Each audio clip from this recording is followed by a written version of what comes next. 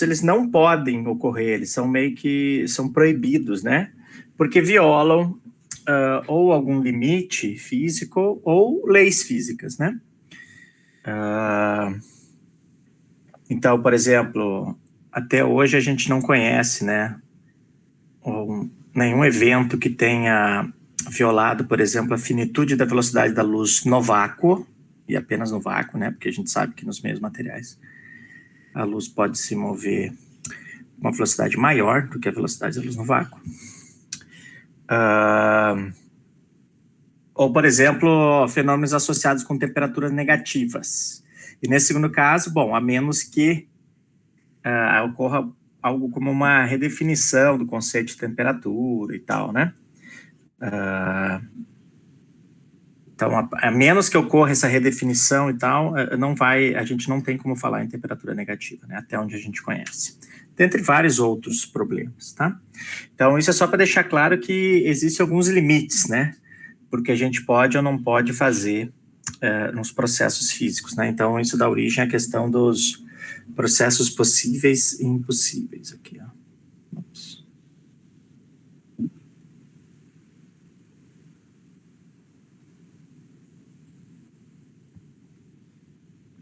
Então, basicamente, o que me define, já entrando nesse ponto aí, basicamente é o sistema que eu estou analisando, é o que vai me definir? E as leis, tipo do sistema e as leis que esse sistema deve obedecer. É isso. Então, por exemplo, um exemplo que vocês sabem de lei que não pode ser violada, até onde a gente conhece. Vamos lá, pode falar aí. Tenho certeza que vocês vão saber essa. Ops, o que aconteceu aqui? Ah, tá. Entrou bem.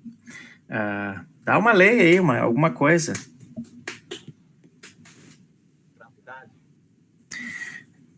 Sim, tá. A gravidade, sim, claro. Tem que os corpos vão estar imersos, mas eu posso estar numa situação onde a gravidade não, a princípio, não tenha papel relevante. Posso encontrar uma situação assim.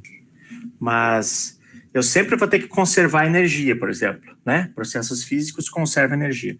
Eles podem não conservar, mas é a mesma ideia que eu estava falando há pouco sobre a temperatura, né? Você, por exemplo, para quem já fez Moderna 1 aí, que eu acho que temos alguns casos aí, né? Quem é que fez Moderna 1? Deixa eu ver. Todo mundo, né? Exceto a Juliana. A Juliana tá fazendo Moderna 1 agora? Não, eu tô fazendo Física 3. Tá. Então, a questão é a seguinte. Em relatividade especial, né? Você sabe que você tem aquele cone de luz e tal. Então, isso é bem até de livro de divulgação, né? Então, processos que estão dentro do cone de luz são chamados tipo espaço, né? Tipo tempo. Aí eu sempre perco essa definição. E esses são os processos possíveis para partículas massivas, certo? As partículas que estão em cima do cone de luz são as partículas sem massas, por exemplo, o fóton, né? Um raio de luz. Tanto é que aquele ângulo de 45 graus aqui descreve um raio de luz, né? Mas eu posso ter partículas fora. Então, essas partículas fora, elas estão violando a causalidade, né? Mas, assim, do ponto de vista quântico, por exemplo, eu posso explorar elas usando o conceito do princípio de exclusão de Pauli, o princípio de incerteza de Heisenberg, e explorar o fato que essa energia ela pode ser violada por um curto intervalo de tempo, por exemplo, delta E, delta T, né? A incerteza de Heisenberg. Então, você tem um limite ali. E isso é explorado do ponto de vista, por exemplo, de física de partículas, teoria de campos, né? Eu posso ter partículas que não conservam, né? Meio que viola essa conservação de energia, dependendo da região. Mas, no geral, processos físicos, por exemplo, a partícula que entrou, a partícula real, a partícula que está saindo no processo, ele tem que obedecer conservação de energia, tá? Então, essa é uma primeira lei que tem que ser respeitada. Ok? Então, isso, quando você pensa, por exemplo, em máquinas, né? Isso entra muito no conceito de máquinas, né? Máquinas térmicas, por exemplo. Na verdade, o que eu estou falando é mais geral, né? Mas aqui vamos especializar para esse assunto, porque é o que a gente vai estar falando na aula que vem, né? Quando falar o princípio de trabalho máximo, até o ciclo de Carnot, etc. A gente vai estar trabalhando com máquinas térmicas, né? E aí, esses caras têm que obedecer algumas leis, né? Por exemplo, lei de conservação de energia.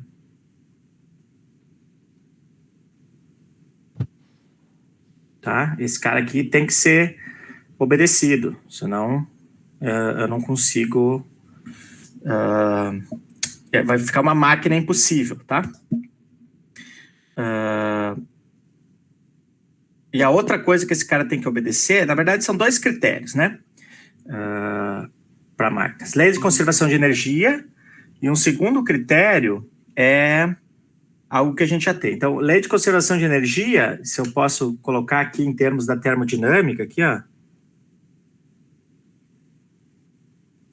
Isso aqui implica a primeira lei, tá? Certo?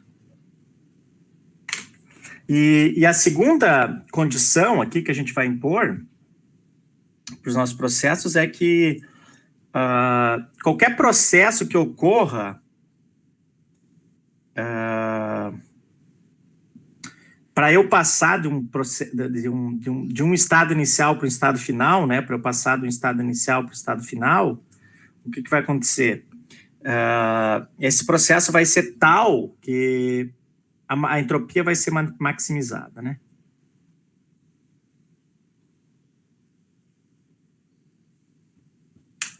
E isso, em termodinâmica, está relacionado, então, com a segunda lei. Ou com algum dos postulados, né? Nós temos diversos postulados que podem ser mapeados nas leis. Então, essas são as condições básicas que a gente tem que estar levando em conta, né? Para descrever os nossos problemas de máquinas térmicas, né? Então, você pode pensar em qualquer tipo de máquina, desde que elas obedeçam isso aqui, tá? Ok? Então, na verdade, o livro até fala, né, que isso aqui está relacionado, quem tenta violar isso, né, que seria ideal, na verdade, para a humanidade, né, é que você conseguisse, de certa forma, violar algumas dessas restrições para conseguir máquinas que a gente chama, tipo, máquinas de moto perpétuo, que eram bem comuns na Idade Média, por exemplo, e seguem sendo. Se jogar no Google aí alguma coisa, vai aparecer um monte de maluco dizendo que inventou uma máquina de moto perpétuo, que tira. Esses tempos até, eu lembro, eu ainda morava em Porto Alegre, eu acho, na época. Teve um cara lá, um empresário, não deu o que falar, o cara investiu uma grana, pegou uns galpões lá, gigantes, assim, e criou uma engenhoca lá que ele dizia que tirava energia livre da gravidade, e não tinha custo nenhum para isso. Né? E a gente sabe que, do ponto de vista da termodinâmica, isso é impossível. E o cara fica famoso, acho que era RAR o nome, R-A-R, RAR Energia. Então tem uns doidos aí, né, que tentam violar. E não que não seja legal, né, o problema é que eles desconhecem um pouco de física, né, para tentar fazer isso, né. O que a gente pode tentar fazer é minimizar o custo, né, que você tem que pagar para receber alguma coisa e tentar ter digamos assim, uma margem de lucro energético maior, tá? Eu vi, professor, um exemplo relacionado a uma lâmpada. Tem mais de 100 anos que até hoje ela não queimou. Eu não sei se o senhor já viu ele falar. Mas aí, bom, ela está recebendo energia, isso é outra coisa. Ela não é uma máquina térmica. Ela não está gerando energia, sua própria energia. Eu nunca vi esse caso aí, na verdade. Mas eu imagino que uma lâmpada, para funcionar, ela recebe energia de algum lugar, né? Sim ou não? Então aí é outra coisa, sei lá, é algum outro processo em relação à durabilidade, à eficácia. Eu, de fato, eu desconheço a situação, não saberia dizer, mas que é bem inusitado, né? Teria que entender melhor. Mas aqui o conceito é outro, né? A questão de geração, né? Usar uma máquina é o custo que você tem que dar. É a mesma coisa que, sei lá, vamos pensar aqui o exemplo do livro é um elevador, né? Então vamos pensar no elevador. Você tem um elevador, você quer sair de um lugar, tá? De uma altura 0 aqui até chegar numa altura H, sem pagar custo energético nenhum, entendeu? Isso seria algo que violaria essas leis. Isso é impossível. Você tem que pagar o custo energético para realizar esse trabalho aqui. Ok? Muito bem. Então, tem todos esses exemplos aí. Só que tem o seguinte, né? Na verdade, a termodinâmica, ela possui um princípio, né? Que acaba selecionando, os princípios da termodinâmica, eles acabam selecionando dentre todos os fenômenos imagináveis e possíveis que a gente pode ter, tá? E esse princípio, digamos assim, da termodinâmica, ele acaba nos dizendo que qualquer fenômeno termodinâmico que implique um aumento ou manutenção do valor da entropia, tá? Supondo que nenhuma das outras leis físicas seja violado, ele é permissível. Não que ele vai ocorrer, mas ele, a princípio, é permissível. Ok?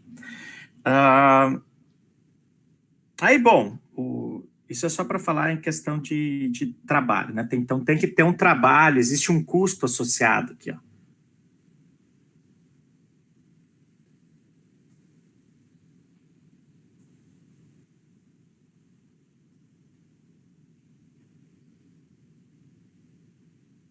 Vou botar esse custo entre aspas.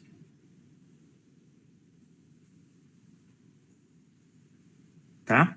E esse custo, ele leva em conta todas essas leis físicas e esse princípio termodinâmico de selecionar os processos que podem ou não podem ocorrer, tá? Então, ali o livro, ele fez 2 exemplos, eu acho que a gente não precisa trabalhar muito nisso, né? Vocês passaram por esses 2 exemplos. Se não passaram, eles vão estar na lista, então alguma coisa vocês vão ver sobre isso, né? Mas, além disso, né, dos processos que são possíveis e impossíveis, que são aqueles que têm que respeitar basicamente a primeira e a segunda lei da termodinâmica, né? Nós temos algumas outras coisas que a gente precisa definir aqui,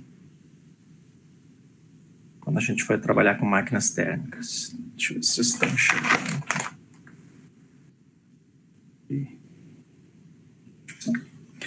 Que é a questão de processos quase estáticos.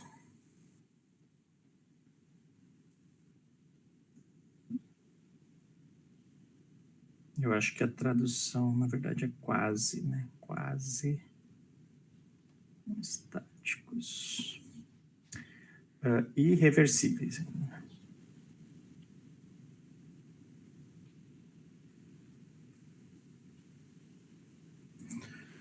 Ok, vamos dar uma pincelada nesses casos aí.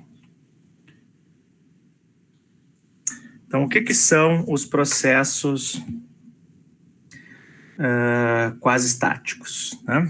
Vamos discutir um pouquinho o que vocês entendem por isso. Tá, então, antes de chegar no espaço, na questão dos processos quase estáticos, vamos definir o que é um espaço de configuração termodinâmico.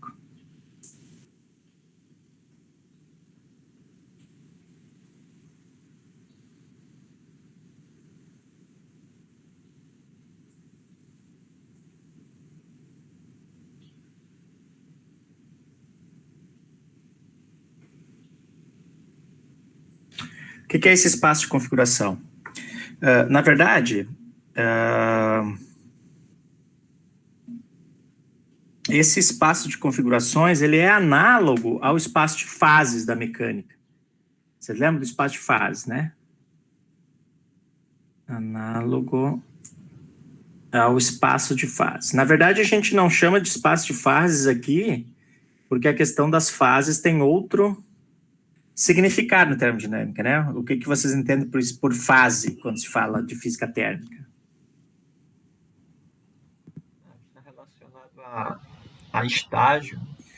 Isso, é uma fase, né? A fase sólida, fase líquida, fase vapor, né? Gasosa. Então, aqui a gente chama espaço de configurações, mas na mecânica, a gente tem um espaço de fase que é definido, por exemplo, pelas coordenadas generalizadas e pelos momentos generalizados. Isso, inclusive, a gente consegue mapear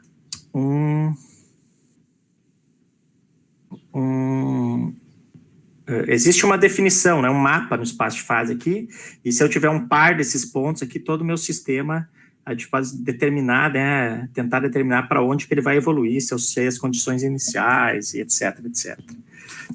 Ok? Então, eu preciso desse par aqui. Na verdade, também do tempo, né, se for o caso, mas vamos focar só nisso aqui. E esse, inclusive, dependendo se você conhece a energia mecânica total do seu sistema, que é o Hamiltoniano, você consegue escrever, inclusive, superfícies nesse espaço de fase, correto? Então, alguém aqui deve estar lembrado de mecânica estatística, os apressadinhos aí que fizeram mecânica estatística antes de térmica. Vocês lembram, por exemplo, um oscilador harmônico, né? Oscilador harmônico clássico. A energia mecânica, né, que é equivalente aqui ao hamiltoniano, ela é o quê? Ela é uma energia cinética mais potencial, né? E isso é o quê? É energia cinética, P quadrado sobre 2M, mais aqui o potencial, se é um oscilador harmônico, é lei de Hooke, né, um meio de KX2 aqui, né? Eita, terminou a folha. E eu vou chamar de Q2, por quê? Porque eu estou falando de coordenadas aqui, ó, Q e P. E aqui no caso, bom, se eu fosse falar de X, viraria só esse... Aqui seria X e aqui V de X, né? O P de X, aqui, momento em X. Então, a gente consegue determinar quais são esses pontos aqui, ó. Se eu zerar o outro valor da outra variável, a gente já consegue determinar esse raiz de 2ME aqui mais menos, né? Mais, menos, raiz de 2ME. E aqui também eu consigo determinar o valor, se eu zero isso aqui, vai ser o quê? Vai ser Q é igual a raiz de 2E sobre K, isso. E aqui menos raiz de 2E sobre K, né? Então aqui eu consigo determinar uma superfície. E aí, aí eu faço um deslocamento de energia, digo que tem um delta E aqui, eu consigo determinar um lugar, que esse é o lugar onde o meu sistema vai morar, basicamente. Então, se eu tiver um sistema num estado inicial e ele vai para o estado final, ele vai estar sempre morando dentro dessa superfície aqui, ó. Por um valor infinitesimal de energia, um delta E aqui. Vamos dizer que eu tenho um delta E aqui, dentro dessas duas curvas, né? Então, aqui eu sei onde o meu sistema mora, beleza? É a mesma forma que eu determinar aqui uma condição inicial, eu vou determinar para onde que o meu sistema vai ir, certo? Então, isso aqui é na mecânica que a gente tem, certo? Só que aqui na termodinâmica, a gente tem outras variáveis, né? Na termodinâmica, o que a gente tem? Ai, caramba. Que tipo de variável que descreve o nosso sistema?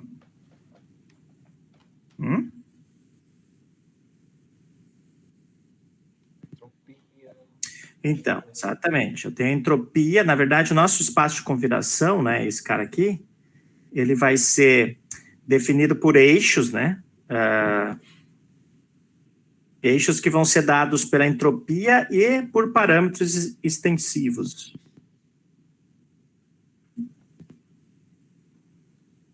Por exemplo, a energia interna, o que mais? Volume, número de partículas, etc. Tá? Então, esse cara... E esses caras aqui vêm de uma relação fundamental, né? Esse aqui também, U também, né? Mas SU, então se eu fosse U aqui, teria o S ali, tanto faz. Então, basicamente, SU sempre vão estar presentes. Esses outros aqui, depende do sistema que eu vou ter, né? E aí, o que eu tenho, então? Esse cara aqui vem da relação fundamental, né? Que vocês já cansaram de trabalhar nos problemas, tudo aí sobre essas relações fundamentais, né?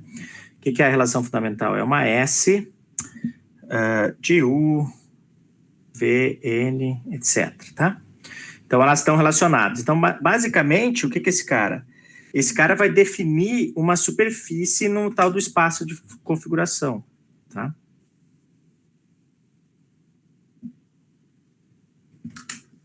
Ok? E a ideia, que aqui é braba que eu vou ter que desenhar, né, gente?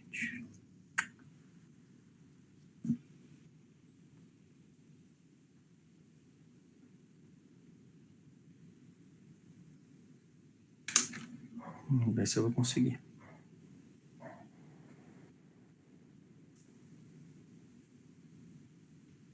Acho que foi legal.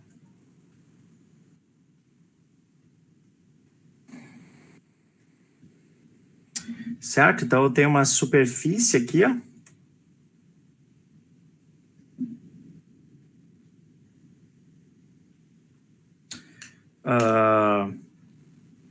Que seria esse cara aqui, né? Eu não vou conseguir fazer toda ela, mas um desenho que não sei se vai ficar muito bem, mas é um negócio assim, tá? Eu tenho uma superfície aqui, que essa superfície é dada justamente por esse S de U, V, N, etc, tá? E, na verdade, aqui eu falei só sobre um sistema só, né? Mas poderia ser um sistema composto, tá? Aí, para um sistema composto, eu também teria uma superfície desse mesmo jeito aqui, só que eu teria que levar em conta as variáveis, os parâmetros aqui de todos os subsistemas. Ou, o que é mais usual, o parâmetro de um subsistema e do todo, tá? E aí meio que você compara os dois para fazer esse espaço de configurações. Então, seria algo... Talvez... Uma dúvida. Essa geometria aí, ela é apenas exemplificativa? Ou dependendo do sistema que eu analiso, vou ter uma geometria específica? A topologia desse cara depende do sistema. Essa aqui é arbitrária. Ok? Por causa que ela vai depender basicamente da forma funcional desse cara, né? Então, por exemplo, se você for ver no exemplo aqui, que ele fez antes, ele falou para a gente usar uma forma da entropia lá que é parecida com aquela do gás ideal, tá? Que depende em log de U. Então, S depende em log. Então, aqui eu sei que vai ser uma função log, ó. S de U, né? Aí, aqui vai ser uma relação mais de U com todos os parâmetros de X. Aí tem que ver qual parâmetro de X você está botando aqui. Porque, na verdade, isso aqui é uma hipersuperfície, tá? E aqui a gente só consegue ver 3D. Esse é um problema ligado à natureza do ser humano, né? Porque devido a nós ter os nossos dois olhos na posição que nós temos, a gente consegue enxergar em 3D, mas não em 4.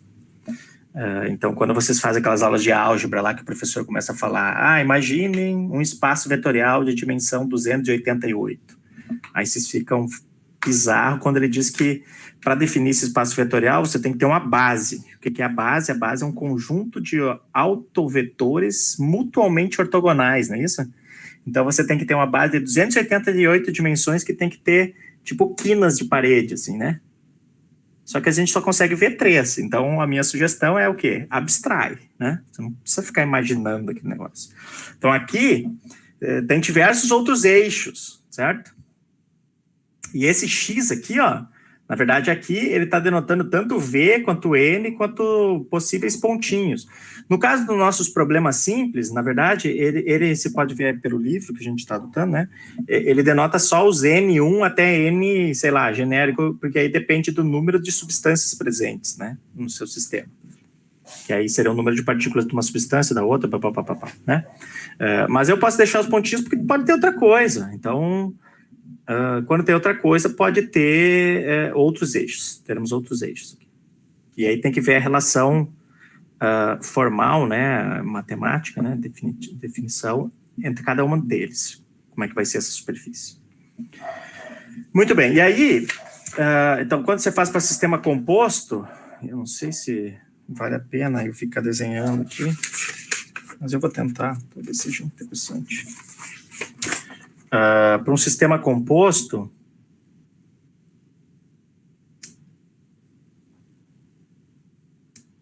então o que a gente tem para o sistema composto? Basicamente, eu tenho um S, tá? Digamos assim, de U1, V1, N1, digamos assim, UN, PN, não, vamos botar M aqui. M, tá? Que eu tenha M subsistemas, tá? Então, eu vou ter uma função, a relação fundamental, no caso aqui, a entropia, vai ter, de todo o sistema, né, composto, vai ter que levar em conta a entropia de todos eles. Ela vai ser aditiva e tudo mais, blá, blá, blá, blá, que a gente já sabe, né? Só que aí, como é que fica essa superfície? Então, eu posso pensar em construir uma superfície aqui, ó. Vamos ver aqui, vamos botar U aqui. S, aqui seria todo o restante. E eu não fiz os pontinhos ali, beleza, né? Caguei. Então, aqui eu tenho, vamos dizer que eu tenho algo assim.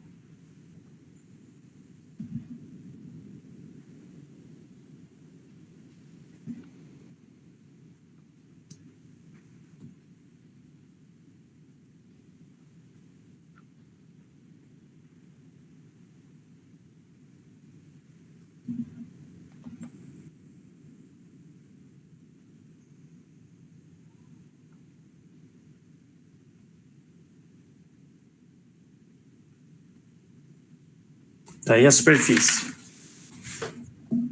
Certo? E aí, como é que a gente pode escrever esse cara, né? Eu posso pensar nele, que é a maneira mais conveniente, né? É escrever, por exemplo, uma superfície, em vez de escrever ela como a somatória de todos, eu vou escrever essa hipersuperfície. Isso aqui é uma hipersuperfície, tá? A maneira mais conveniente é eu fazer essa S, digamos, pegar um dos subsistemas, vamos dizer o 1, tá? O 1, V1, aqui ele botou, não deveria ter botado V1, botar só X1, XJ1, né? E aí aqui eu pego o quê? Pego as quantidades do sistema como um todo, que seria U, XJ, etc. Na verdade, nem precisa de etc, porque o XJ já é todos os outros, né? Então, isso aqui vai definir uma hipersuperfície a maneira mais simplificada, mais, como é que eu vou te dizer? Não simplificada. Facilita, é mais conveniente, tá? É conveniente usar esse tipo de coisa. Então, eu faço a minha hipersuperfície como um dos sistemas em função do todo, dos parâmetros do todo, né? Muito bem. E aí...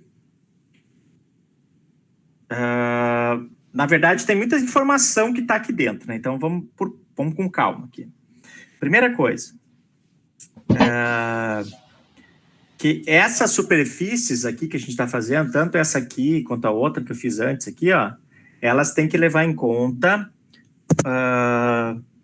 os requerimentos da termodinâmica, a gente já conhece. Então, por exemplo, esse cara aqui dentro tem que estar a informação de que, por exemplo, delta S, delta U, na representação de entropia, que é o que a gente está trabalhando aqui, né? Mantendo todos os parâmetros constantes aqui, isso tem que ser igual, tem que ser 1 sobre T.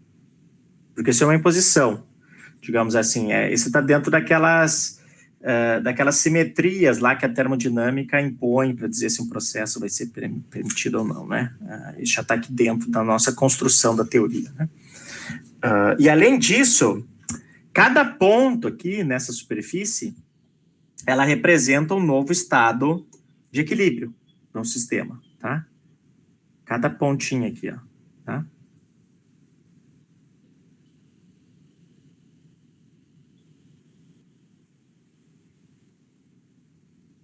Isso é muito importante. Tá, estado de equilíbrio, bom, eu não vou ficar escrevendo termodinâmica, mas vocês sabem que é isso, tá? Então, e aí, se eu fosse representar não equilíbrio, eu ia precisar de mais informação que a gente nem tem aqui, tá? E aí, se eu traçar, por exemplo, uma curva arbitrária, eu vou usar essa figura aqui. Eu vou tentar fazer a cópia aqui do que o livro faz aqui. Se eu fizer uma curva arbitrária aqui, ó.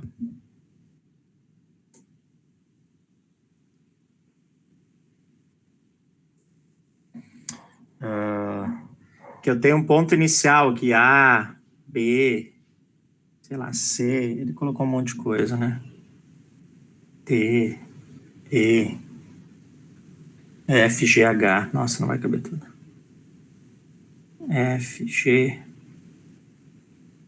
H, tá? Onde A aqui, ó,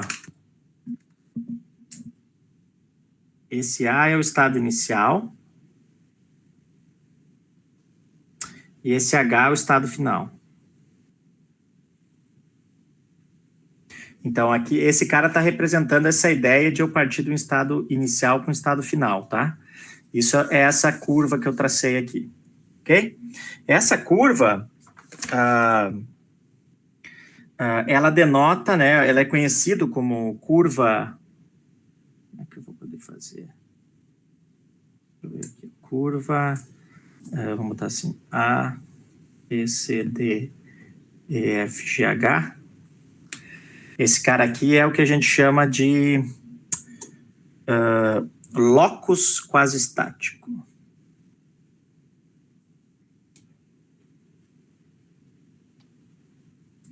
Ou, tem um outro nome para chamar ela, né? Um processo quase estático.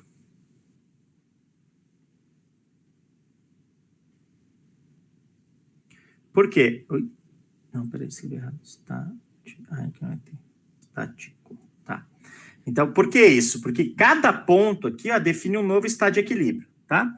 Então, digamos assim, sei lá, eu estou no estado inicial, estou lá no meu sistema, vamos pensar que seja um sistema composto, lá eu relaxo um vínculo, uma parede que era adiabática e virou diatérmica. Eu vou ter troca de calor, relaxei esse vínculo. Então, vai ter um meio campo ali que vai ser não quase estático, eu não sei nada no sistema, mas em algum momento ele vai termalizar e vai chegar aqui e vai ser quase estático. Aí eu tenho um novo estado de equilíbrio, tá?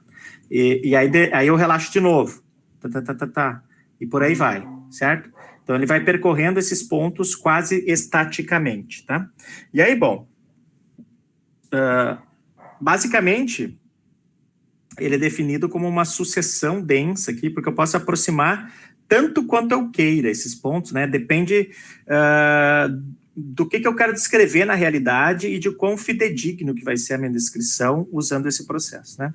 Então, a sucessão de estados de equilíbrio.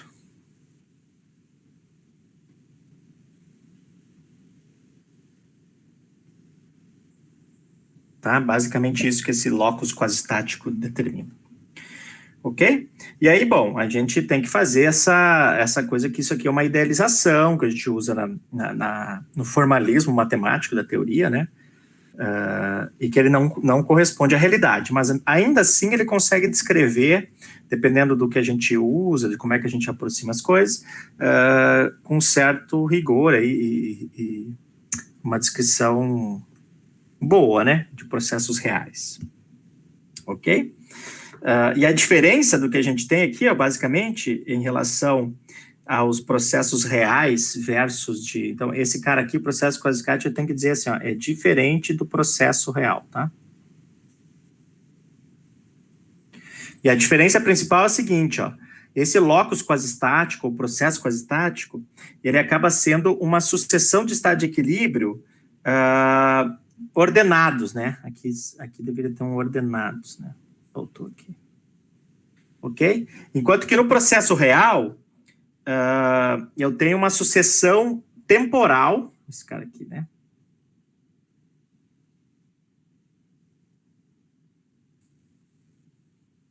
Tanto de estados de equilíbrio quanto não equilíbrio, que é aqueles caras que estão no meio campo aqui, que é algo que a gente não consegue fazer com essa teoria que a gente tem aqui, tá?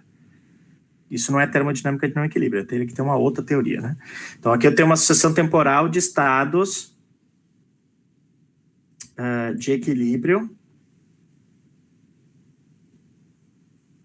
e de não equilíbrio. Tá? Eu tenho os dois no processo real. Muito bem. O que mais que eu tenho que levar em conta aqui? Deixa eu ver. Bastante coisa importante. Sim.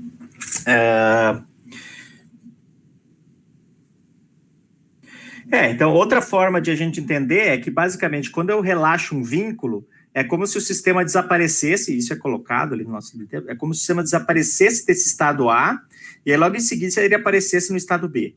E aí daí eu relaxo de novo, e ele desaparece do estado B e reaparece no estado C, certo? Então, essa é a ideia do processo quase estático, ok? E uma coisa que é importante, a gente tem que enfatizar aqui, é que aquele conceito que a gente faz a identificação, né? Que, assim, apenas com processos quase estáticos, podemos fazer essa associação, né?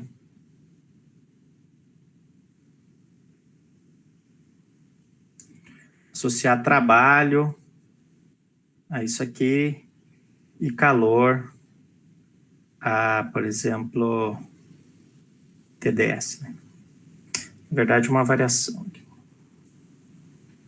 Certo? E aí, apenas nesse tipo de processo, por exemplo, num diagrama PV, o que o diagrama PV? Se eu sair do estado I, foi para o estado F aqui, por uma curva arbitrária aqui, ó. Então, apenas num processo quase estático, que eu vou conseguir fazer essa associação e, portanto, eu vou conseguir afirmar que o trabalho aqui, ó, como eu vou ter que integrar esse cara, né? O trabalho vai ser igual à área sobre a curva nesse gráfico, tá? E do mesmo modo, somente num processo quase estático eu vou poder, num diagrama TS aqui, ó, também é bem comum, então digamos que eu tenha um estado, sei lá, um estado I para um F aqui, tá? Somente nesse tipo de trabalho, de processo, a gente vai poder afirmar que essa área sobre a curva vai estar associada com o calor, né? Trocado para eu sair do sistema do estado inicial I para o estado final F. Tá? Isso é importante. Outra coisa que é importante é o seguinte, ó.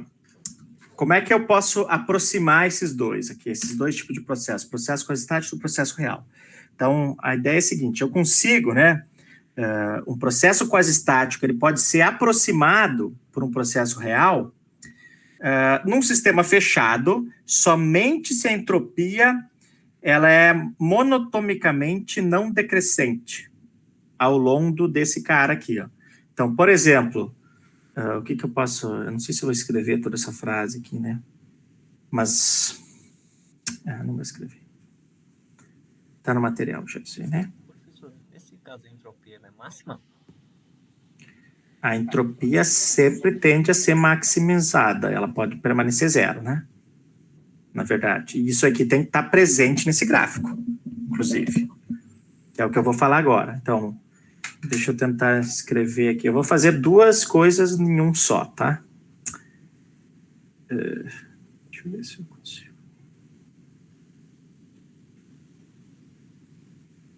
Como é que eu faço isso?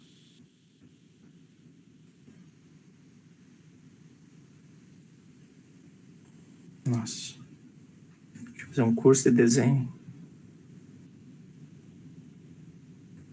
Não ficou tão ruim. Então, assim, ó, digamos que eu saí daqui até aqui. Daqui até aqui, tá? E eu posso ter feito isso aqui, ó.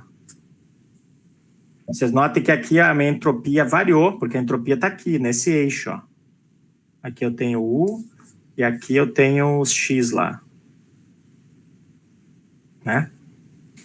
Só que aqui, ó, ela permaneceu constante algum limite, tá? Então, num processo, num sistema fechado, o que é um sistema fechado? Vamos fazer lembretes aqui, vocês já devem saber. Sistema fechado é aquele que permite apenas troca de calor, né?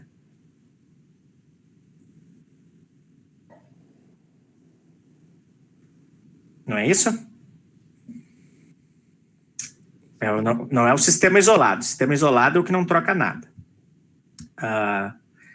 Aí, ok. Num sistema fechado, eu posso aproximar um processo real de um processo quase estático se a entropia for uma função não decrescente, né? S não decrescente.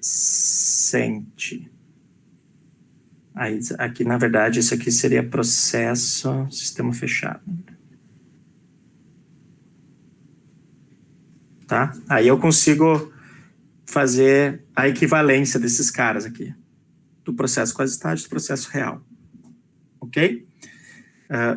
S não decrescente, na verdade, ao longo do, vamos botar assim, do locus quase estático. tá? Então, veja que aqui é o caso, ó. Eu tenho algo, ela cresceu e aí ela permaneceu constante. Esse permaneceu constante é o caso limite, tá? É o caso limite que vai definir, inclusive, uma superfície aqui, ó. Que eu vou tentar desenhar e espero que eu consiga, né? Vamos ver se eu tenho sorte.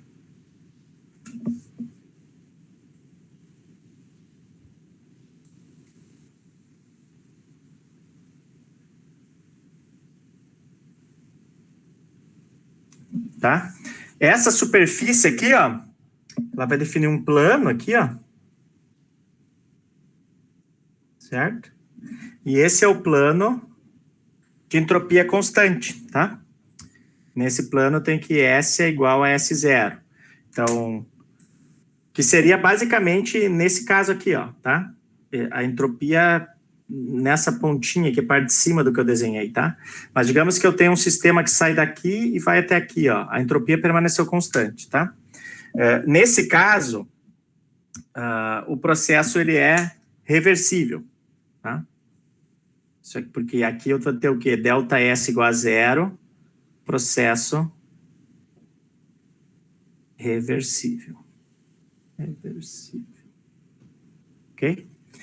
Ao longo que, se eu pegar, por exemplo, um processo genérico aqui, ó, tipo esse aqui, ó, nesse processo aqui, sei lá, vamos botar assim, I e F aqui, nesse caso, o delta S I para F, ele tem que ser maior do que 0, e aí eu tenho processo irreversível que eu nem defini ainda, né? Bom, acabei de definir aqui, na verdade. Certo? Então, o livro lá, ele até ainda faz, ó, na verdade, aqui eu desenhei mal o meu negócio, né? Mas aqui eu teria uma superfície aqui, ó.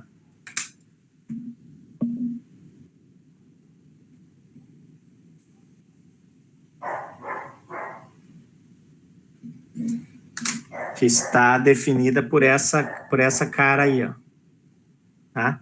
Então, se eu tiver um processo que vai... aqui eu defini ele lá dentro, né? Mas eu poderia ter definido ele aqui, tá? Um processo que vai daqui até aqui, ó. Ele também está nessa região de entropia constante, tá? Então, ele vai ser um processo reversível. Esse tipo de processo aqui. Ok? Na verdade, ele não precisa nem ser 0, é aproximadamente, né? A variação, por causa que eu tenho que ver... Bom, depois tem que ver aquela questão da degradação, tá?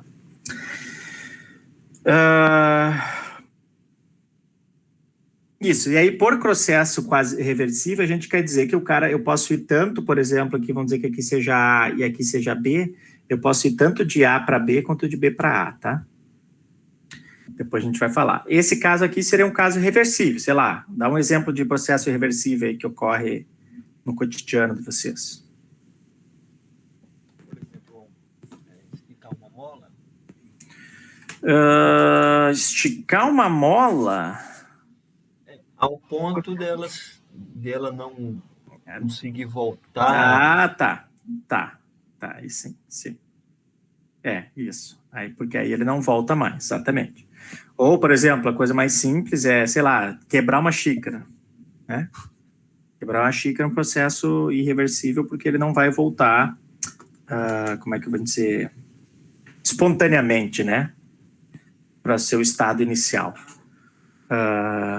Da mesma forma, a condução de calor também, tudo mais, né? Que a gente vai tratar um pouco mais disso. Muito bem. E aí, bom, agora que a gente já definiu esse conceito até de irreversibilidade, a gente pode falar um pouquinho também, por exemplo, do tempo de relaxação, tá? O que vem a ser o tempo de relaxação? Estaria relacionado, por exemplo, esse exemplo da mola, que o relaxo. Na verdade, talvez dê para pensar. Vamos discutir um pouquinho e aí a gente vai... vamos ver se dá para pensar assim. O tempo de relaxação, de certo modo, dá, tá? Porque ele vai estar relacionado justamente a quando que você vai poder definir o seu processo como reversível ou não, tá?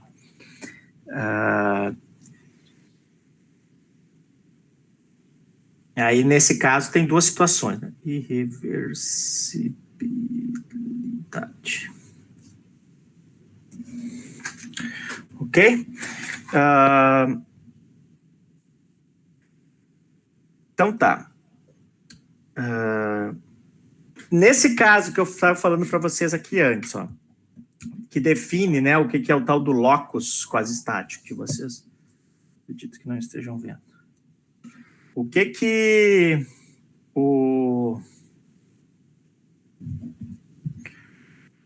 a gente assume para definir esse locus quase estático? Então, que o sistema meio que desaparece aqui do ponto A, por exemplo, eu relaxo um vínculo, e ele aparece num estado B aqui, que é um novo estado de equilíbrio, tá? Ok? Agora, quando que esse cara vai aparecer? É justamente após passar um certo tempo, tá? Que é justamente o que é chamado esse tempo de relaxação. Então, o tempo de relaxação, ele está associado a uma forma de a gente inferir quando que a gente vai atingir um novo estado de equilíbrio. Né? Inferir, na verdade, quando, né? É uma escala de tempo, né? Quando que vai atingir esse estado de equilíbrio. Então... Professor, pensando nessa ordem que você colocou aí, ela necessariamente tem que obedecer essa ordem, por exemplo, tá aqui no estado de equilíbrio, né? Por exemplo, está aqui em A. Necessariamente ele tem que ir para B ou pode ir para C? É uma redefinição do sistema, mas ele não vai voltar. Então, a ordem desse novo... Ele é ordenado. Ele é ordenado. Mas você pode... O quanto você vai compactar aquilo vai depender justamente do seu sistema e do seu tempo de relaxação. Certo? Mas ele é ordenado. Então, basicamente... a gente não altera esses vínculos de forma pausada, como eu falei aqui, mas sim de forma lenta, tá? É uma forma, então, é quase como se fosse um contínuo, só que ele vai lentamente alterando, digamos assim, tá?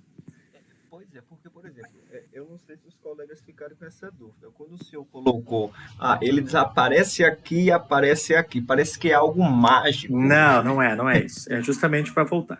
Então, aqui, bom, aquilo é só um exemplo inicial, tá? Para definir o que é o locus.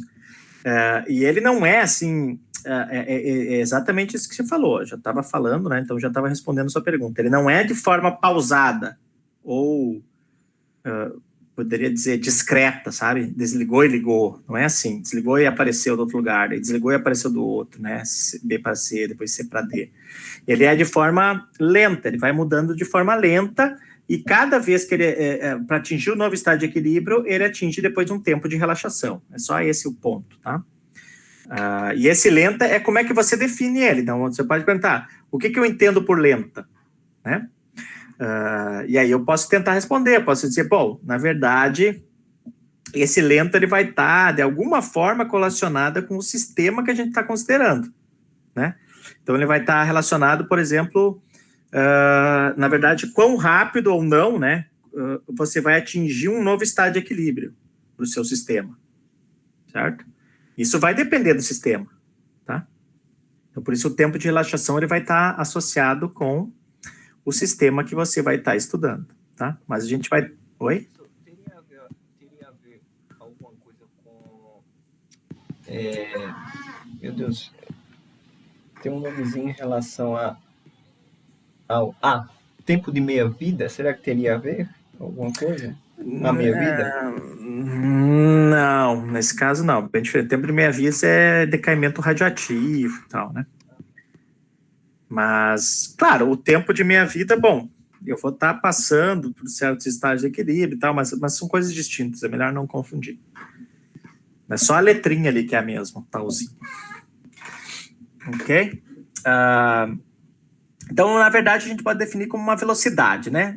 A velocidade de quanto que vai levar para eu atingir um novo estado de equilíbrio, basicamente, né? Um novo ponto, um ponto no espaço de configuração tenha se alterado e tenha ido para um novo ponto, basicamente.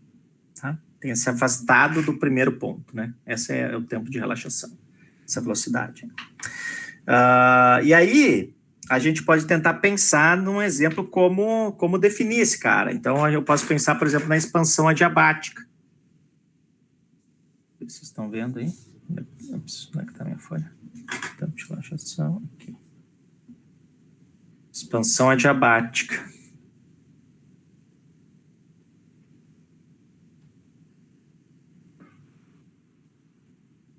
Como é que eu posso pensar na expansão adiabática? Eu posso usar o exemplo, por exemplo, de pistões. Vou pensar num pistão aqui, ó.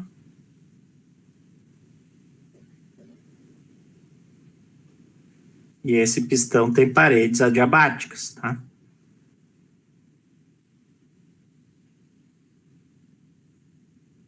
As paredes.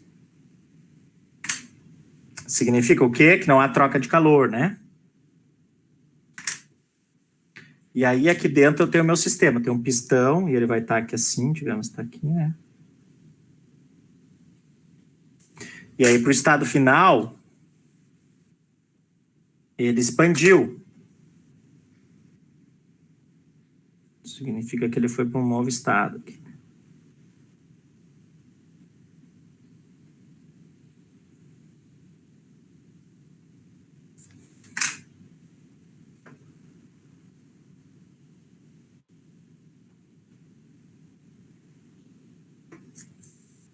Nossa, que horrível esse pistão. O pistão também é adiabático, tá? Esqueci de botar aqui. Mas o que aconteceu? O meu sistema está aqui dentro, tá? As paredes aqui já são fora do sistema. Então, aqui eu tenho um sistema... Ups, botei com a mesma cor, que troca. Bom. Sistema, tá? Esse é o meu sistema termodinâmico. Então, vamos dizer que seja um gás ideal. Aí você sabe, inclusive, determinar qual é que é a entropia desse gás ideal, né? O gás ideal a gente determinou lá, o S é igual a um S0, mais... Vai ter um log aqui, alguma coisa assim, né? De U, blá, blá, blá, tem um monte de coisa que V, papapá. E a partir daí eu consigo inferir algumas coisas, né? Mas vamos pensar o seguinte, ó. Como é que eu vou estimar esse tempo, tá? Então, se eu mover esse cara aqui muito rapidamente, então o sistema, o que aconteceu? Eu tinha um sistema aqui, esse pistão estava fixo, e aí ele foi permitido mover, tá? Eu não tenho troca de calor. Então, o que aconteceu?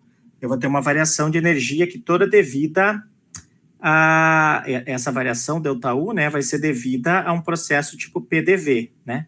O trabalho, né? Certo? Na verdade, tem que ver o sinal. Trabalho realizado pelo sistema. É negativo? Agora não lembro. Mas acho que é. Então... Não tem calor, né? Então é tudo trabalho. Então a gente quer estimar, na verdade, esse sistema. Não, voltando aqui. Se esse cara variar muito rapidamente, eu não vou ter como definir aqui esse locus quase estático, tá? Ele não vai ficar definido. Agora, se a gente mover ele lentamente, esse pistão, então, na verdade, se eu mover ele rapidamente, o meu sistema ele não vai ser nem quase estático, então eu não vou estar definindo esse locus, e nem reversível, eu não vou ter como fazer ele voltar para outro lugar, né? Ao passo que se a gente for movendo esse pistão muito lentamente, tá? Ou seja, a gente vai dar tempo para o nosso sistema, sei lá, vamos dizer que seja um gás aqui, ó.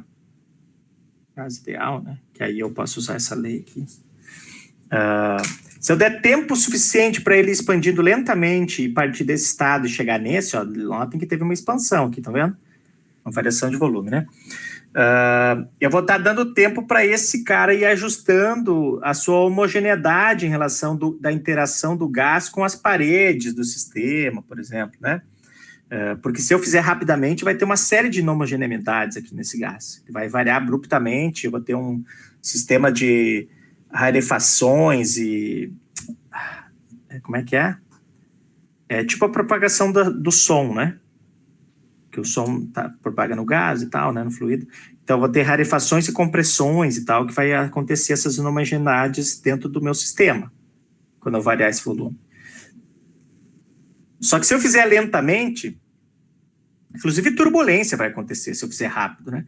Mas se eu fizer lentamente, não vai ocorrer nem turbulência e eu vou estar dando tempo para esse sistema, de certa forma, como é que eu devo dizer, o termo que eu usei é ajustar, né? Ele vai se ajustando a essas homogeneidades, tá? De modo que a gente, de fato, nunca se afasta de uma situação de equilíbrio. Então, é como se eu tivesse uma situação bem densa aqui de pontos, tá? Eu vou estar sempre num novo estado de equilíbrio, se eu for fazendo isso lentamente. Essa é a ideia. Ok? E aí,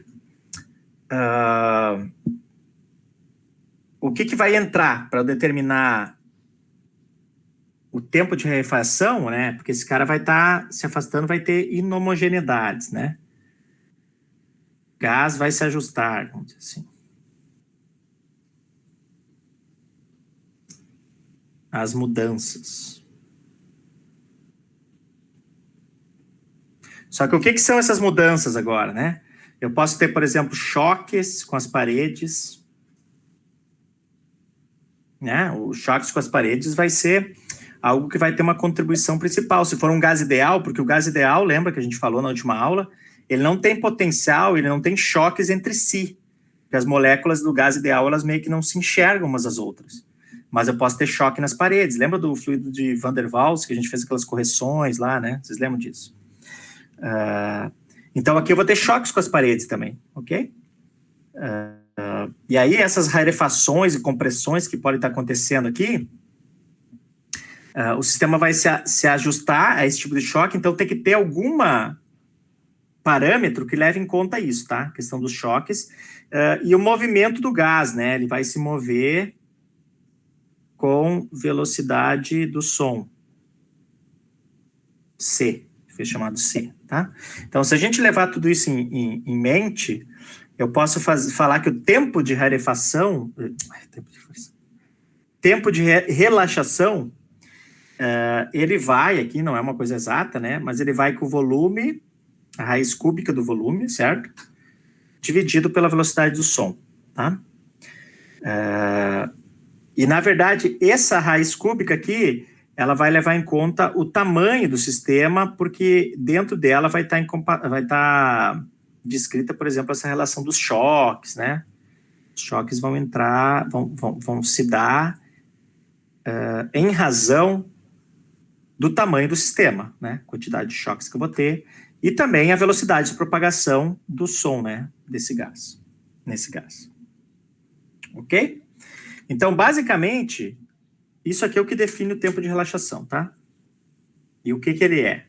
Então, o que ele é? Eu tenho dois casos, né? Se eu tiver que um tempo, tá? Para expansão. Tempo aqui é o tempo da expansão, tá?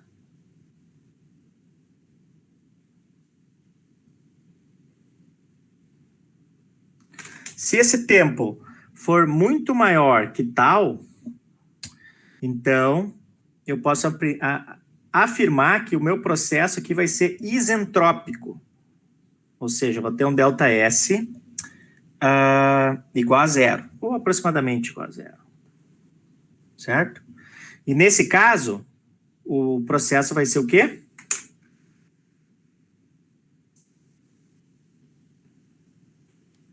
Reversível. Tá? Então, eu vou ter que esperar um tempo de relaxação muito grande, tá? Pra ver. Agora, se por outro lado eu tiver um tempo que for, sei lá, menor ou da ordem desse tempo de relaxação do meu sistema, então esse meu processo não vai ser isentrópico, eu vou ter, na verdade, um ganho de entropia, né? Tá aumentando a entropia. E o meu processo vai ser irreversível. Irreversível.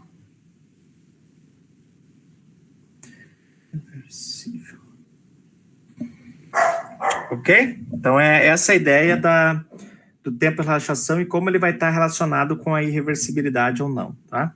Então, basicamente, nos quase estáticos, a gente vai sempre... vai estar trabalhando sempre que possível com processos, sempre que se queira, na verdade, com processos reversíveis, né? Desde que eu mantenha essa ideia de de relação isentrópica, né? Eu tenho que ter algo que sai de uma entropia e vai para ela mesma. Por exemplo, se eu pegar esse cara aqui, ó, a maneira como eu desenhei ele, vocês podem ver que ele está num plano aqui, ó, mais ou menos, um plano de entropia constante, tá vendo? A relação do G pro H aqui, ó. Então, esse cara parece que é reversível. Olhando, claro, não afirmei nada, mas só olhando a figura aqui, tá? Sem analisar os detalhes do sistema. Certo, gente?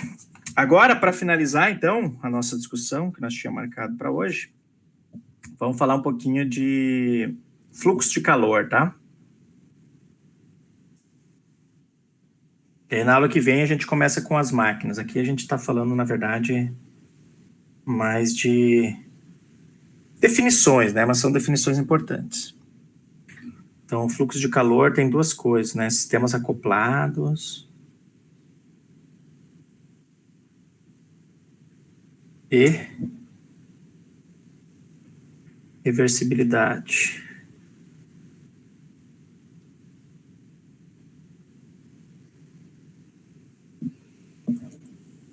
Nossa, terminou minha folha.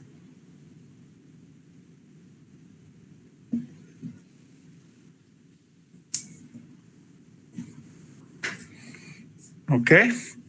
Deixa eu ver onde é que eu tô aqui. Tá aqui. Tá. Qual é que é a jogada? Ó? Vamos considerar duas situações, na verdade, tá? De transferência de calor entre dois sistemas, tá? E vamos dizer que ela seja quase estática.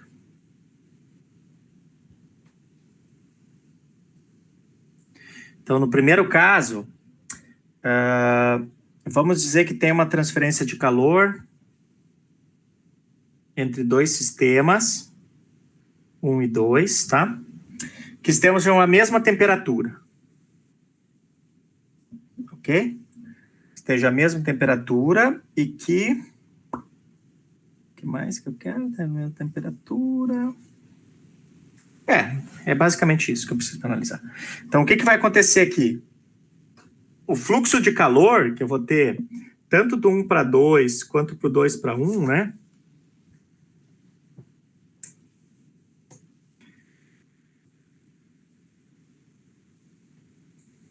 Eles vão ser iguais. Vocês concordam?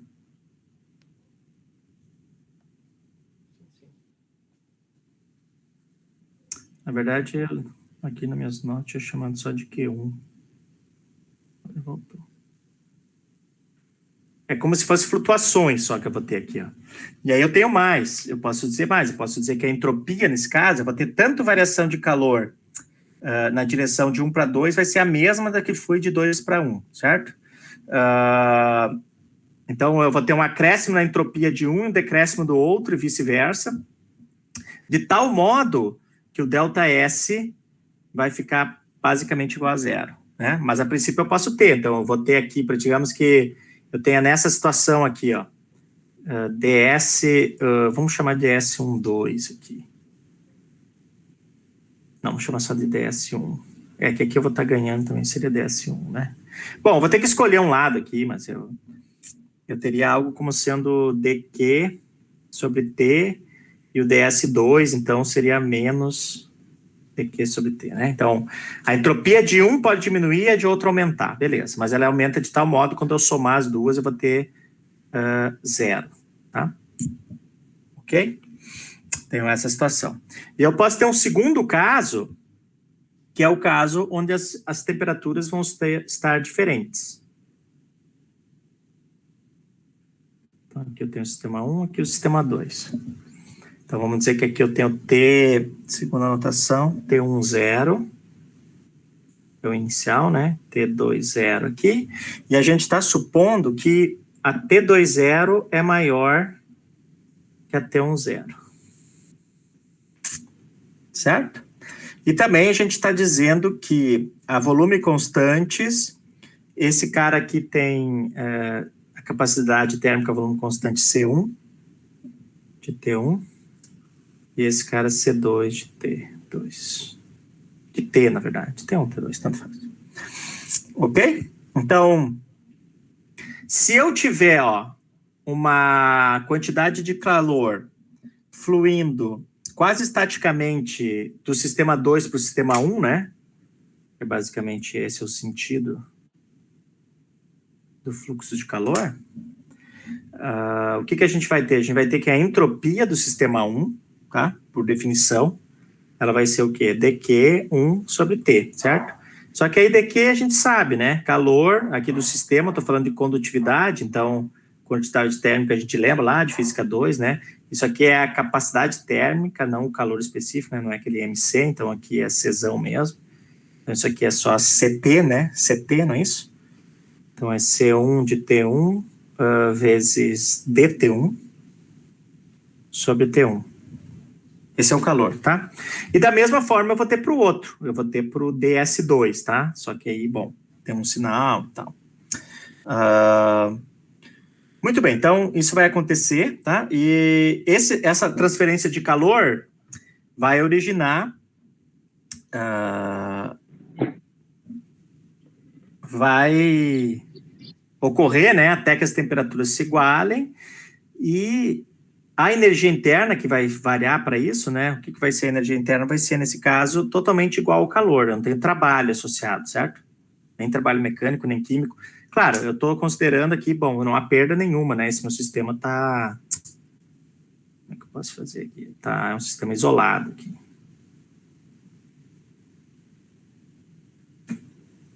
Vou imaginar uma coisa idealizada. Né? Então, é o calor, então isso aqui vai ser TDS, né? Na verdade, aqui é dQ. Então, esse ΔU, para o nosso sistema, eu vou ter que integrar aqui, né? Integral de T1 zero até a temperatura final. Desse C1 de T1. DT1. Porque eu vou passar o T para o outro lado, né? T1. E aqui eu tenho mais um T20 até TF, de C2 de T2, TT2. Tá certo? E esse cara aqui, na verdade, que eu tive esse fluxo de calor, e até no tempo final, o que vai acontecer? Quando eu somar, na verdade, aqui... eu fiz bobagem isso aqui. Isso aqui era para ser a definição, né? Aqui, esse ΔU que eu vou fazer depois, aqui, ele tem que ser a diferença das duas, né? Notem que eu tenho os dois calores aqui, tá? Tanto relativo ao dQ que está indo para um lado, quanto ao possível o que está acontecendo com o outro, né? A variação da entropia dos dois. Então, esse cara tem que ser igual a zero, né? Isso aqui tem que ser igual a zero, tá? E por outro lado, tem mais uma informação importante que é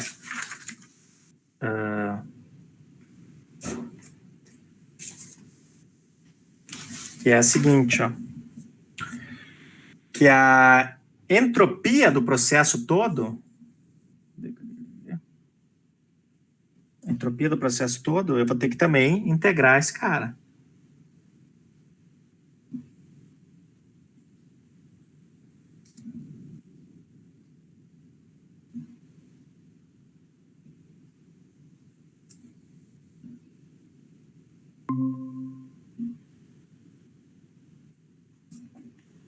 Ok? Aí, bom, para fazer qualquer conta em relação a essas duas quantidades, em princípio eu tenho que saber quanto é que vale, qual é que é a dependência na temperatura dessas capacidades térmicas. Aí o que eu faço? Eu falo que C é independente de T. Aí eu consigo fazer conta. Por quê? Porque aí, por exemplo, o ΔU aqui, aquele que eu tinha antes lá, cadê meu ΔU? Não sei se eu vou conseguir mostrar ele para vocês. O ΔU aqui vai me ser uma integral simples, tá? O C vai ser para fora, vai ser uma integral de x dx, tá? Então, bom, ΔU é fácil de calcular. A gente vai ter um valor aí, sei lá, vai ser C integral, né? De dt1, vai nos limites aqui, né? Mais C integral de T2, aí vocês fazendo toda essa conta aqui igualando a zero, você vai determinar o TF, tá? Esse valor aqui, ó. E esse TF tem essa cara aí, é bem fácil de fazer isso, né? Tem essa cara aí, C1, T1 zero, mais C2, T2 zero, dividido pela soma das capacidades. Ok? Então, quão fácil ou não é eu chegar a essa temperatura vai depender muito dessa capacidade térmica, certo? E no caso da entropia, bom, a entropia também fica fácil de calcular, porque esse aqui vai sair para fora, o C, e vai ficar uns logaritmos, certo? Então, basicamente, o ΔS aqui eu vou ter 2 logs, né? Eu vou ter C1 log de TF sobre T1 zero, mais C2 log de TF sobre T2 zero. E isso eu posso escrever de uma forma compacta aqui, vocês podem fazer, isso aqui vai ser basicamente um log, deixa eu ver, TF na C1 mais C2, não é isso? Dividido por T1 na C1, T2, não, é T1 zero, T2 zero na C2. Certo? A gente pode fazer isso e ainda eu posso substituir esse cara aqui, ó, tá? E aí se eu fizer isso, bom, vai fazer um monte de conta aqui também, vocês vão fazer para nós depois. Isso aqui vai dar um resultado assim, ó, C1 mais C2, um log aqui, aí eu vou ter 2 termos, tá? C1, T1 zero, mais C2, T2 zero, dividido por C1 mais C2. Tudo propriedade de logaritmo aqui, tá? E aqui 1 sobre T1 zero na C1, T2 zero na C2, tudo isso numa raiz 1 sobre C1 mais C2. Caso que essa raiz eu sair para fora aqui, ó. E aqui vocês veem o seguinte, ó, esse cara aqui, ó, a gente tem uma relação de séries aqui, tá? Tipo, séries aritméticas ponderadas e geométricas, né? Mas esse termo todo aqui, ó, vai ser sempre maior do que 1, tá? E se esse termo todo é maior do que 1, a gente pode afirmar com certeza que esse ΔS vai ser maior do que 0, certo? E se esse ΔS é maior do que 0, só um pouquinho aqui eu já volto, tá?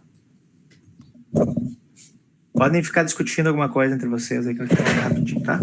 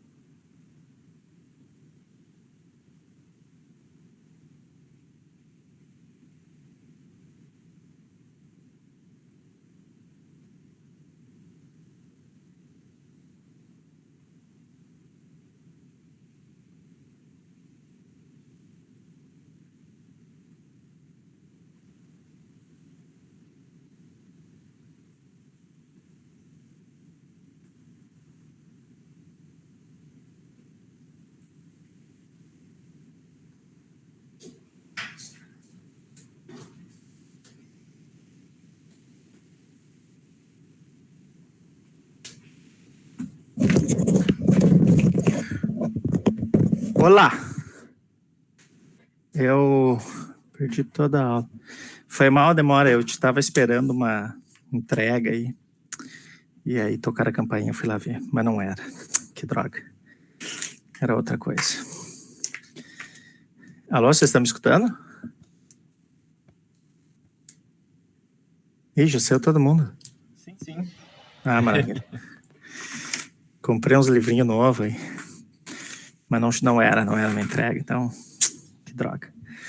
Tem como mandar digitalizar as anotações de hoje?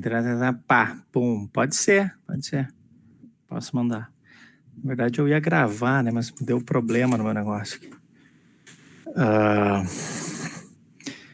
Mas eu vou mandar. Na verdade, eu tenho que mandar todas as outras, só que eu tenho que tirar um tempinho para fazer isso, sabe? Que a minha máquina aqui não é muito bacana, ela tá inclusive com problema, vou ter que dar um jeito de arrumar isso aqui. Meu negócio de imprimir aqui. Tá, deixa eu ver onde é que nós estávamos aqui, que eu perdi o raciocínio. Tava calculando a entropia, tá? Então aqui tem uns calculinhos assim bem simples de fazer, tá? Meio lá física 2 aqui. Só que aqui, bom, vai levar em conta umas propriedades de log, né?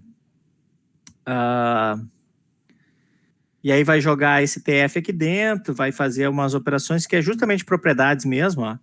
Porque você vê que aqui vai aparecer um monte de coisa, ó. E aí você tenta botar tudo dentro de um mesmo expoente e tal, foi o que eu fiz aqui, ó. E aí pode saltar para fora essa parte, fica isso aqui dentro, e aí você consegue analisar. E aí, bom, tem essa parte aqui, ó, que tá aqui, e tem essa outra parte que ficou aqui, tá? Que é como se fosse uma série aritmética, outra uma série geométrica, né? E na verdade, como essa aritmética acaba sendo sempre maior que a outra, elas só vão ser iguais, na verdade, quando as duas temperaturas forem iguais, que aí não é o caso que a gente está interessado aqui, né? A gente vai ver que esse argumento aqui vai ser sempre maior do que 1, tá? Certo? Esse argumento vai ser sempre maior do que 1. De tal modo que se é sempre maior do que 1, o log só vai começar a ser negativo para argumento menor do que 1. Então, esse log aqui vai ser sempre um argumento negativo. Vai ser sempre positivo, o log desse número. E esses caras aqui já são positivos per se, né? Por causa das capacidades térmicas dos materiais. Então, esse aqui sempre vai ser maior do que 0, tá? Essa quantidade, essa variação da entropia. Ok? Ela é sempre positiva. Tá? E essas duas análises aí, ó, só para finalizar mesmo, não tomar muito mais tempo de vocês, aí a gente pode discutir problemas, se vocês tiverem. O que a gente pode concluir, tá? 3 situações, tá? Bom, primeira coisa, né, que a gente vai notar é que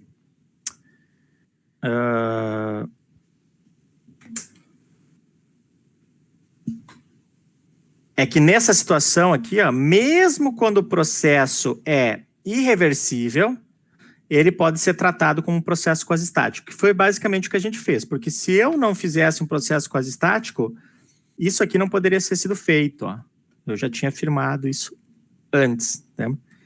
Então, essa identificação do calor como sendo TDS, variação do calor, né, e mesmo o trabalho como PDV, que não entra aqui nesse caso, porque eu não tenho trabalho, né, ela só pode ser feita para processos quasi-estáticos. E aqui eu tenho um caso que é irreversível, certo? Esse cara que a gente sabe, isso a gente já sabe do cotidiano, né? Se você botar uma pedra de gelo no seu braço, num dia como hoje, em Dourados, aí que tá um bafo do cão, vai acontecer o que com essa pedra? Ela vai ir derretendo, certo? Ok? Vai trocar calor, né? Mas nunca vai acontecer o contrário, tá? Eu não vou voltar. Então, um processo irreversível. Então, a primeira conclusão que a gente chega aqui, das observações desse exemplo, é justamente essa, que o quê? Que um processo, mesmo que quando o processo é reversível,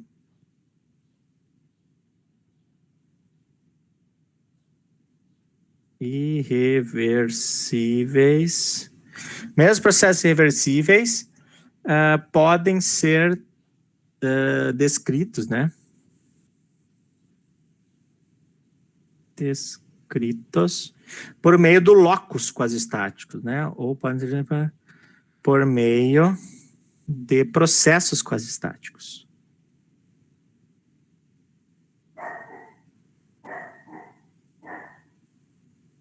certo? Essa é a primeira observação. Segunda observação. Dá para a gente associar, né, o processo com um fluxo espontâneo de calor de um corpo quente para um corpo frio, que basicamente foi o que aconteceu aqui, ó, tá? Aqui, ó, isso aqui é para ser o 2, tá? Esqueci aqui. Então, aqui tem um fluxo espontâneo de calor do corpo quente para o corpo frio, que é algo que concorda com a nossa percepção cotidiana da temperatura e do calor, né? Que a gente tem uma percepção, né? Que a gente só está construindo uma teoria para descrever essas percepções. Claro que vai ser muito mais poderosa a teoria, porque vai poder, inclusive, construir máquinas e tal. Então, a gente sabe que o processo vai poder ser associado com um fluxo espontâneo de calor, tal que... então, eu posso ter aqui, então, fluxo espontâneo de calor, tal que...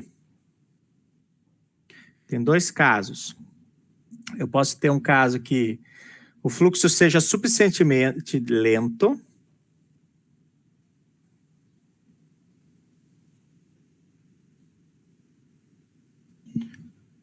certo? Suficientemente lento, certo? Ou seja, eu posso ajustar condições escolhendo uma parede que tenha uma resistividade térmica bastante alta, basicamente, né? Eu posso ajustando C aqui, né? Ou C de T, tá? Aí eu vou estar facilitando o justiça. Então, basicamente, eu estou operando aqui nesse canal aqui, ó, tá? Aqui eu coloquei um canal, mas esse canal não precisa existir. Eles poderiam estar só os dois em contato, só que aí ele teria uma parede aqui, tá? Que toca eles. E essa parede, então, eu posso escolher as propriedades dela de forma a permitir que seja suficientemente lento esse fluxo espontâneo de calor.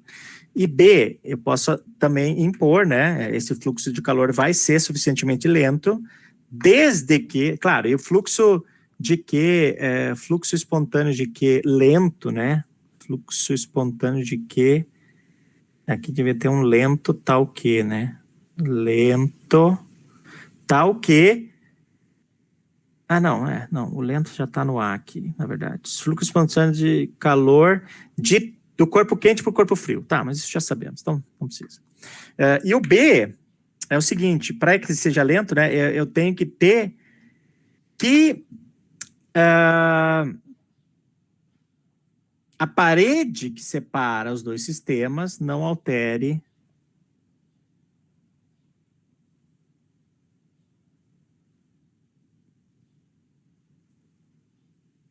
no caso aqui, os dois sistemas, mas poderia ser mais, né? Os dois sistemas não altere as propriedades físicas dos sistemas. Na verdade, as propriedades termodinâmicas, né?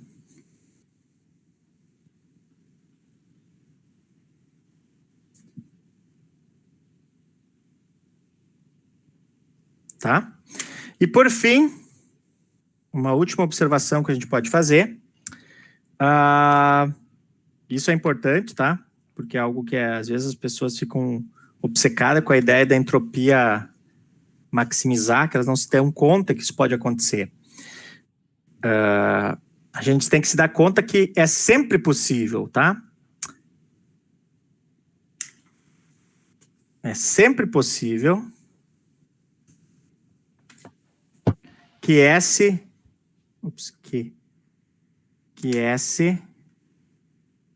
diminua, tá? De um sistema, que S de um sistema, né?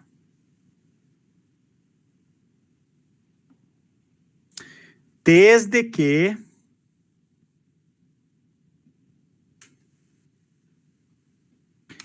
que ao menos um outro sistema ele é acoplado, né?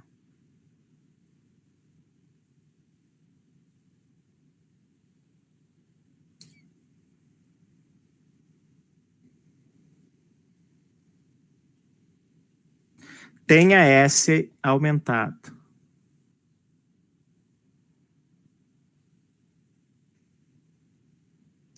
tá? E mais, né? Tal que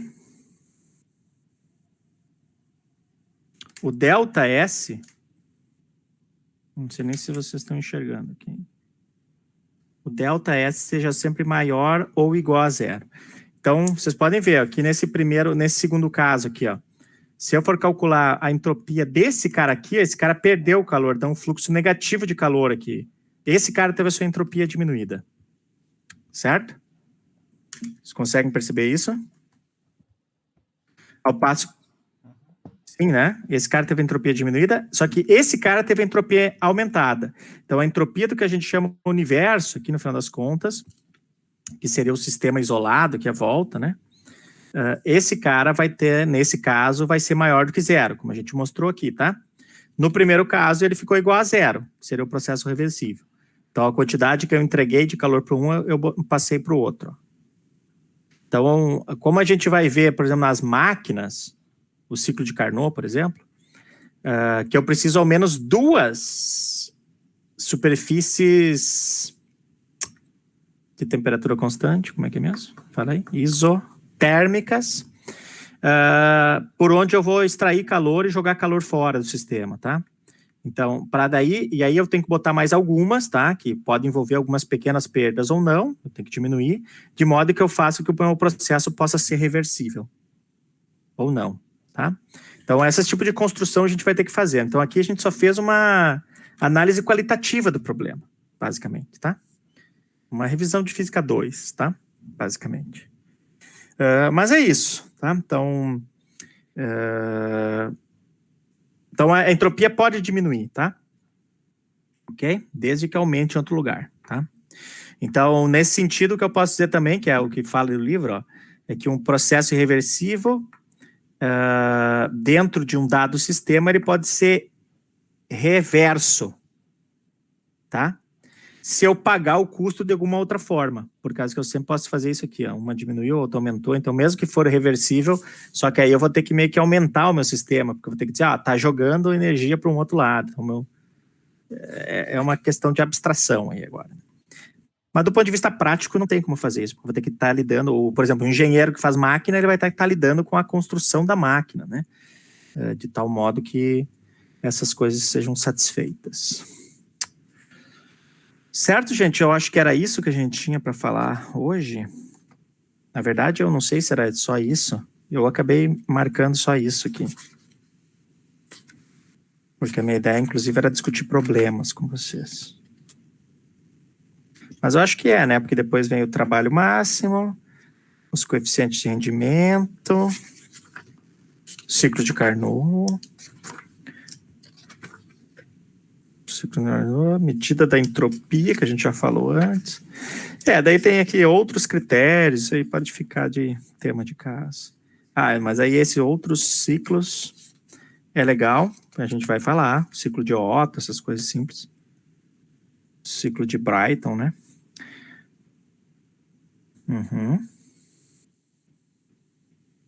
Tem até o diesel. Tá aqui, ó. Our Standard Diesel Cycle. Ciclo de diesel. Certo? E aí, vou passar probleminhas também, né? Para vocês ir pensando. Inclusive, agora a gente já pode tirar dúvidas de algum problema, se alguém já tenha tentado alguma coisa. Mas depois eu queria pedir para vocês também que vocês lessem o material do professor Claudio Schneider em relação a essa questão das máquinas, tá? A primeira lei, porque lá ele faz mais pelas primeiras leis, né? Pelas leis, tá? A primeira lei a gente meio que já falou, vocês podem fazer, tem analogia hidráulica, a gente pode discutir isso aí, tá? Fazer como se fosse um adendo. Mas a segunda lei eu acho que é bacana dar uma lida, porque por causa que ele faz algo que me parece que o Kahlen não fará. Ele não vai pelos enunciados, então aqui não fala nada, eu não vi pelo menos ainda, tá? Os enunciados de Clausius e Kelvin, né? Que é bem comum, se vocês quiserem podem pegar o Moisés, essa partezinha tá bacana até no Moisés, tem alguns probleminhas lá, Mas tá bacana. E aí tem o material esse do Schneider, que ele é, na verdade, pinceladas, tá? Ele vai direto ao ponto, vai dizer pá, cada coisa, né? Que é o teorema de Clausius, puf. Mas aí pelo menos vocês têm uma ideia das situações, porque eu acho bacana esse tipo de coisa aí. Nem que a gente tire uma aula a mais só para falar disso, né? Beleza, gente? Então agora, dúvidas, né? Problemas? Vocês que estão fazendo os problemas, hein? Contem para mim como é que tá a situação. Ou vocês não estão fazendo?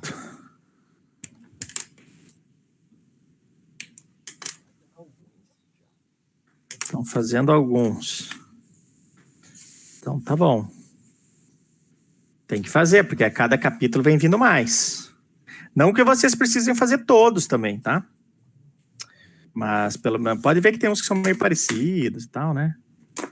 Mas fazer o máximo que vocês conseguirem. Se travar, não pula, aquela coisa toda. Pra gente andar, né? Nós temos que andar. Temos que andar para... Porque em algum momento nós temos que fazer uma P1, hein?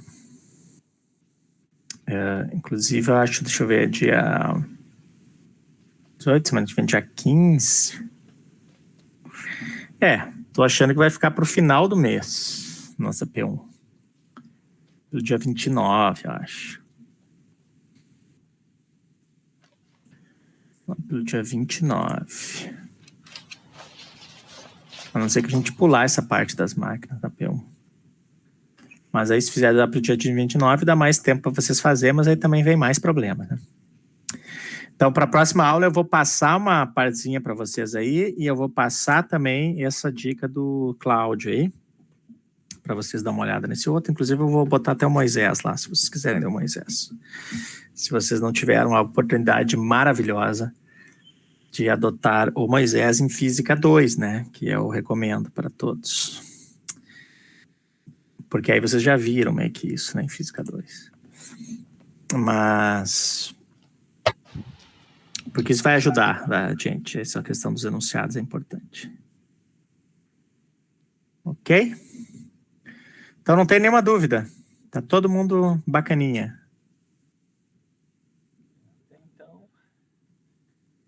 Olha, que maravilha. Quem dera eu fosse assim como vocês, hein?